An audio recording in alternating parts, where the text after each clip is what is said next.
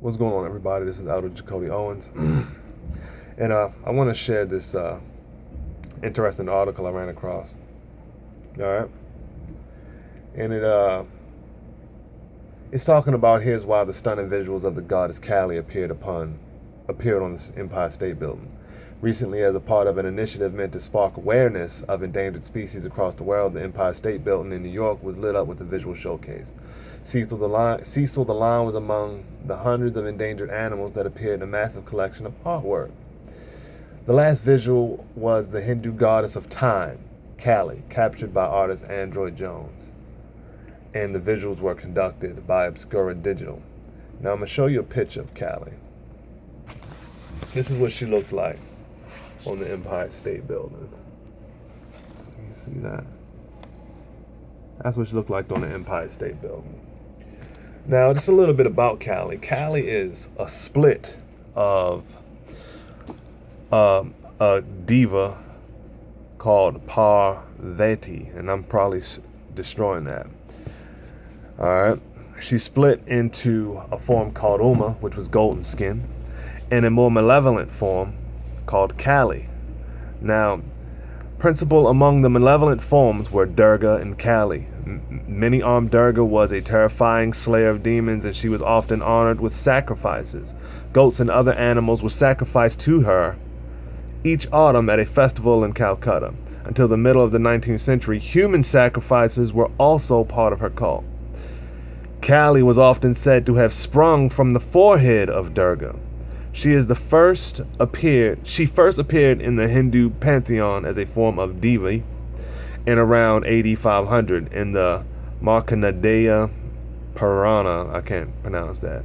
Her black body, horribly thin, a necklace of 50 human skulls around her neck. Like Shiva in his Bhairava form, Kali frequented graveyards and cremation grounds. Sometimes she was Bhairavi, a feminine aspect of Bhairava. Okay. She has 50 human skulls around her neck. All right? She's huge. You know, she's demonic in nature. Though she may have demon hands hanging from her hip, she's demonic in nature.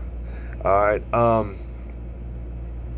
And I'm getting this information here from, this is a mythology book, and I also looked at the Encyclopedia of World Religions as well to check out some things about Kali, because I don't know anything about Kali, so I wanted to dig in and see what I could find. And then when I look on, you look on different websites, you'll see different quotes from Kali. You know, she is time and she's destroyer of all those who aren't worthy to live. All right, so and that's a rough paraphrase, but that's basically what this being is quoted to have said. And so sacrifices are made to this creature, right? But this is supposed to be about awareness, about endangered species, about life, right? But yet creatures were sacrificed to this deity. Also, here's another image of Kali. That's not 50 skulls by far, but you see all the skulls around her neck? And to think about it, if they're describing her as having 50 skulls around her neck, how huge is this thing? This sounds like some fallen angel Nephilim type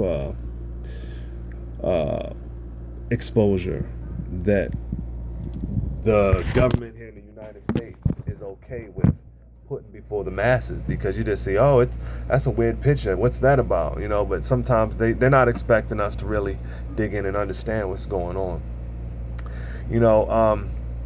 We understand, and there's another saying about Kali. When I did some more digging and research, it talks about her, the 50 skulls represent her many children. They represent her many children who she freed from this I am the body mentality. You know what I mean? Basically, she freed them, but by killing them. It's very interesting. It's very interesting to look at the times that we are in. It's truly, we're in the last days.